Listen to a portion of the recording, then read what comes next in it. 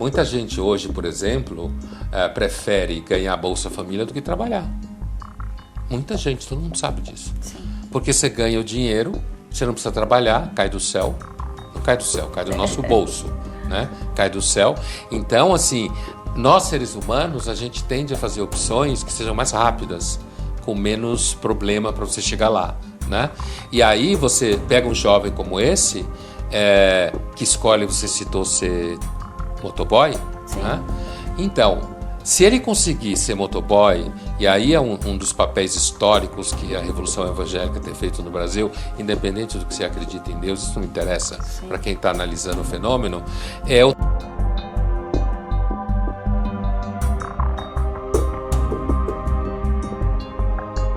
o saldo da Lava Jato histórico foi: pode roubar que não tem problema. Esse foi o saldo. Pode ser corrupto que não tem problema. Você está no Estado, não tem problema, a gente resolve. Então, esse sentimento... Não, porque daí tem um sentimento corporativista, então. Claro, claro que foi tem. Isso que... O que a Lava Jato criou naquele momento, antes dela ir bater nas pedras, pelos erros deles mesmos, né? O que ela criou foi uma expectativa na população de que o Brasil estava virando uma página e de que colarinho branco, como você estava falando, altos magnatas da grana e altos políticos iam finalmente ser trazidos ao tribunal, né? Essa era a expectativa da população. E não deu em nada. Não deu em nada. O resultado é que pode se corromper, que está tudo não bem. Deu em nada, mas virou uma força narrativa da polarização muito importante. Na polarização, ela teve uma herança, inclusive, de destruição de quem estava envolvido diretamente na Lava Jato, né? Mas ela também se transformou numa polarização, porque você fala assim, tem gente que é lavajatista, tem gente que é anti-lavajatista, né? Mas eu digo não deu em nada no sentido de ser um marco na diminuição da corrupção. Sim. E dos colarinhos brancos. Sim. É isso que eu quero dizer. E que dividiu o STF entre os tais dos garantistas e os não garantistas, e aí foi embora. Que pro leigo, o que é o garantista e o não garantista? É um tipo de interpretação da Constituição que é hiper sofisticado, né? Então, do ponto de vista da percepção das pessoas, é isso que você está dizendo, né? República das Bananas. Da República de Curitiba, a República das Bananas. Como se falava na época, né? República de Curitiba, a República das Bananas. É uma lástima histórica. É uma lástima histórica, porque a promessa era muito boa. Muito alta. E boa, vai, Pondé. Boa, claro que era boa. Porque, assim, a gente se esforça como sociedade, como polícia, para ficar atrás dos criminosos, e tem que estar mesmo, do narcotráfico, de todos esses crimes que eu citei aqui, enquanto o tal do crime colarinho branco nada de braçada desde sempre. Provavelmente desde a pré-história, antes de existir o colarinho branco, né? Porque sim, são as elites que o poder, se favorecendo. O poder tem vocação ao poder, certo? E vocação à corrupção? Não, o poder tem vocação ao poder, se juntar, a fazer parceria, né? Por quê? Porque como você tem poder, dinheiro, você tem poder político, um dialoga com o outro o tempo inteiro, um está próximo do outro. E isso é tão forte que o próprio debate ideológico está dentro da mesma panela. Então não importa a sua corrente política, ideológica, você está dentro da mesma panela. Você também negocia com o crime do mesmo jeito. Certo? Não é fulano que é de partido A ou partido menos A. Dá um exemplo. Não, um exemplo? Quem duvida... Eu vou dar um exemplo histórico para não falar o exemplo óbvio, porque eu não quero falar o exemplo óbvio que todo mundo sabe. Pré-Revolução Russa, repertório sempre salva, quando você tem. Tipo Pré-Revolução 1912, Russa, 1915. Isso aí, pré-Revolução Russa...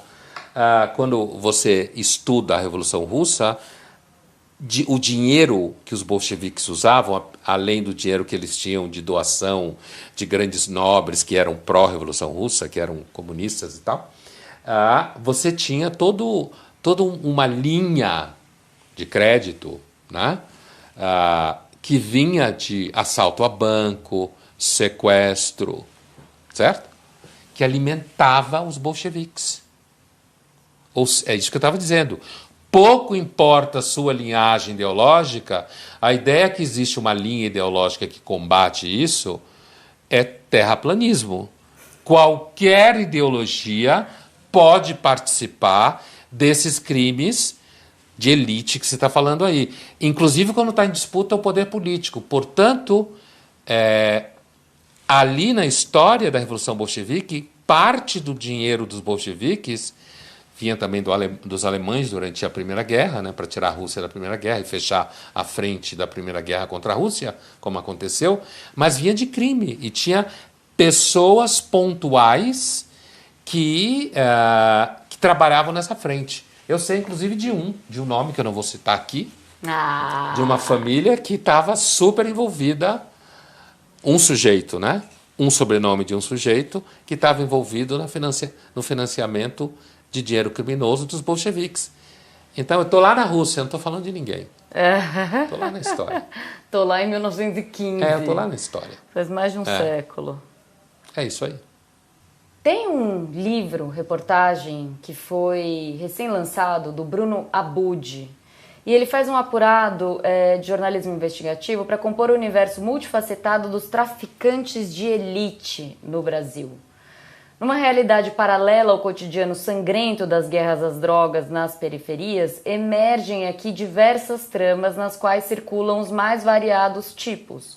Jovens de classe média alta que ganham dinheiro com delivery de maconha orgânica nos bairros mais nobres de São Paulo, até os ricos empresários que controlam o transporte de cocaína ligando produtores e clientes no Brasil. E não só, maconha, o resumo da Amazon estava... Porque é maconha, é cocaína, é MD, é cardápio. Eles mandam todo mundo que usa droga ilegítima está alimentando um crime organizado. Sim. E, no entanto, não se pensa nisso cotidianamente. Exatamente, mas é isso. Existem esses traficantes de elite que mandam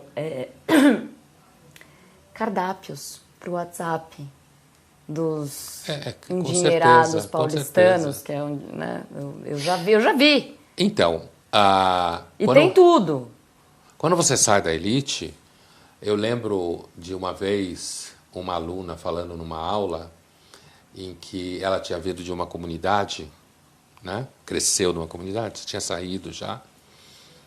Graças ao trabalho do pai e da mãe, como ela dizia, eram evangélicos, né?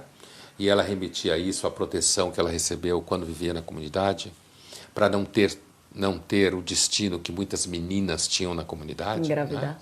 Né? Então, não há dúvida que certos grupos religiosos conseguem evitar a contaminação com o crime. Isso não significa que os grupos são lindos. A ideia de que exista sociedade organizada sem repressão é terraplanismo. Certo? A contracultura atrapalhou o mundo muito. Achando que a repressão não existe, ou pode haver uma sociedade sem algum repressão. Tipo de repressão. Mas o que ela falava é que era o destino de muitas das amigas dela, jovens, adolescentes, era engravidarem dos meninos que estavam fazendo carreira no crime. Exatamente isso. Quer dizer, você tinha, por um lado, os meninos que começavam a fazer carreira no crime, né? E as meninas que namoravam com esses meninos, e esses meninos começavam a ter muito dinheiro, começavam a ter, como diz, moral. Sim. Né? Na moral, né? Moral na dentro quebrada. do ambiente, dentro do ambiente, era o fodão. As meninas namoravam eles, elas engravidavam deles, né? Era isso que ela se referia como destino, essa menina. E que ela tinha escapado disso, por conta do filha única, por conta do trabalho do pai e da mãe cuidando dela, né? E depois saído fisicamente mesmo. Sim. Do ambiente. Então, assim, o crime, ele vai destruindo a soberania, não só no sentido técnico. A destruição da soberania é você não poder andar na rua, é você não saber, de repente, que seu nome pode ser envolvido numa atividade criminosa que você nem sabia, certo? Porque a pessoa pode entrar no sistema, como hoje, pegar seu dado, o que for, né? Mas a destruição da soberania também acontece na medida que o crime se transforma numa expectativa de carreira profissional. Melhor do que outra. Então, Essa é a tristeza que vem desde o Cidade de Deus, né? O filme mostrou isso. Exatamente. Que é o fato, quer dizer, muitas vezes a carreira dentro do crime, ela é mais eficaz. Muitas não, né? Se você pensa, o cara ele vai optar entre ser entregador de iFood ou trabalhar para o crime organizado. E aí vem a tal da Live Fast, Die Young, né? Porque o cara vai falar, eu vou... Live Fast, Die Young viver intensamente, morra rápido. Morrer jovem. Porque ele faz as contas. Se eu for como um trabalhador normal, porque a ascensão social no Brasil é uma mentira, uma falácia, essa sua aluna é uma exceção da exceção da exceção. Ela sabia que é. A ascensão é uma mentira, é muito difícil você nascer na classe mais baixa, nas classes mais baixas e conseguir, de fato, uma vida honesta, que pague, uma vida razoavelmente confortável para você, que você consiga pagar escola para os seus filhos, que você consiga, né, ter um mínimo padrão de vida e estabilidade, né? Então, esses jovens olham para... Por isso que eu citei o Cidade de Deus, porque foi um filme marco que mostrou para nós essa realidade, né? Tanto é que foi super premiado. É um filme que, de fato, tem todos os méritos do mundo. Aparentemente, o ator não teve futuro como ator, né? O que aconteceu com ele? Eu acho que ele estava na novela, viu? Eu ouvi dizer histórias de que ele não... Na Odete Roitman. Não, é outro filme. É outro filme. Zé Pequeno estava na novela. É outro filme sobre esse assunto. Já lembrei qual. Mas aí, a gente tem vários filmes sobre esse assunto aqui no Brasil. É que o Cidade de Deus é o mais emblemático, mas pensando no quê? São 220 milhões de brasileiros? 230? Deve ser. Por aí, entre 220 e 240. Imagina quantos milhões de jovens na periferia olham e falam: qual é a melhor chance? Eu entrar pro crime e conseguir as coisas que eu quero, porque todo mundo quer, né, gente? Assim, todo mundo quer poder sair, todo mundo quer poder comprar, todo mundo quer poder comer, todo mundo quer poder viajar. O que faz é assim, muita gente hoje, por exemplo, prefere ganhar Bolsa Família do que trabalhar. Muita gente, todo mundo sabe disso. Sim. Porque você ganha o dinheiro, você não precisa trabalhar, cai do céu. Não cai do céu, cai do nosso bolso. Né? Cai do céu. Então, assim, nós seres humanos, a gente tende a fazer opções que sejam mais rápidas, com menos problema para você chegar lá, né? E aí você pega um jovem como esse, que escolhe, você citou ser motoboy, Sim. Né? Então, se ele conseguir ser motoboy, e aí é um dos papéis históricos que a Revolução Evangélica tem feito no Brasil, independente do que você acredita em Deus, isso não interessa para quem está analisando o fenômeno, é o trabalho que os evangélicos fazem e fazer uma contenção moral.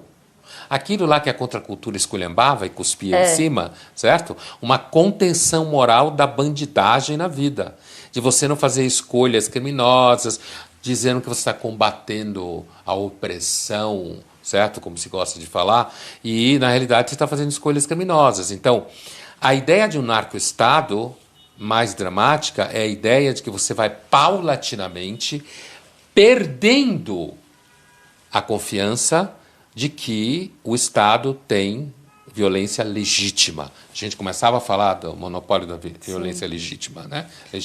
Monopólio legítimo da violência, que é não a violência legítima do Estado.